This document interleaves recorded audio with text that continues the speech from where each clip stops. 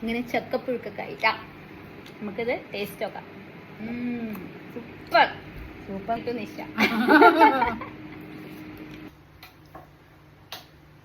ഇപ്പൊ നിറയെ കറിവേപ്പില ഒഴിക്കാം. മുടി ഒഴിച്ചന്നെ എള്ളു നന്നായിട്ട് വെളുത്ത് വെച്ചിട്ട് ഉണക്കിയതാ.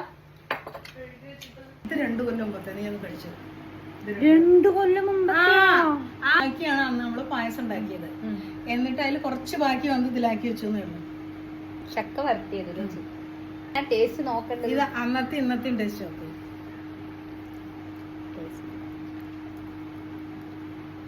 ഇത് ഇന്നത്തെ പറഞ്ഞിട്ടുള്ളതേ ഇതേ ഇതിനാ. ഇതാണ്ടോ ചക്ക പുഴുക്കുണ്ടാക്കാൻ പോവാണേ. കേക്ക് ഇതാ നുറുക്കി എടുത്തിട്ടുണ്ട് കേട്ടോ. ഒക്കെ കണ്ടില്ലേ, നമ്മൾ ഇത്ര നേരം ഇവിടെ ഇരുന്ന് വൃത്തിയാക്കി എടുക്കുകയായിരുന്നു. തേങ്ങ ചിരവി വെച്ചിട്ട് പോയിട്ടുണ്ട്. സെയിം കുക്കറിലേ ചെയ്യാന്നത്തെ. അതെ, ഇതിന്റെ എടുത്തില്ലേ, സ്റ്റീലിന്റെ എടുത്തിട്ട് പോരാന്ന് പറഞ്ഞിട്ട്.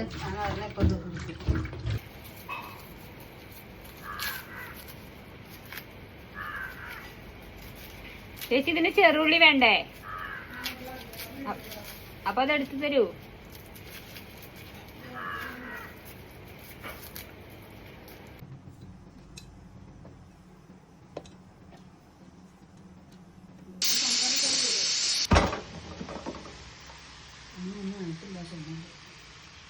വെന്തുണ്ടല്ലോ, കളറൊക്കെ മാറിയിട്ടുണ്ടോ.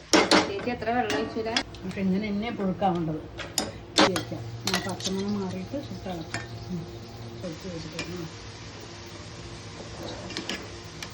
വേപ്പിലിട്ട് വെളിച്ചെണ്ണ അങ്ങനെ ഒഴിച്ചു കൊടുക്കുക. ശുദ്ധം ഇങ്ങനെ ചക്കപ്പുഴുക്കൊക്കെ ആയിട്ടാ. നമുക്കിത് ടേസ്റ്റ് നോക്കാം.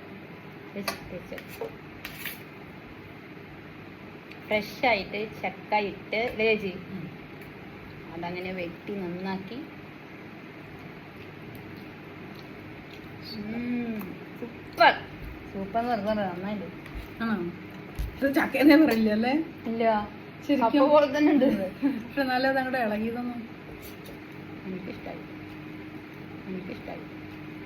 വെള്ളം കറക്റ്റ് ആയില്ലേ? ശരിക്കും വെള്ളം കുറച്ചുകൂടെ ആയാലും കുഴപ്പമൊന്നും ഉണ്ടാവില്ല. മാത്രല്ല ഇത്ര വേവാതെ ആകുമ്പോഴെങ്കിലും ചിലപ്പോ ശരിയാവും. Dedicated to Nisha. കൊതിപ്പിക്കാം. ഓരോ കുരും കടിക്കാൻ കിട്ടണമായിരുന്നു. നമ്മളാ കുരു ഇട്ടത് കുറവായി പോയില്ലേ?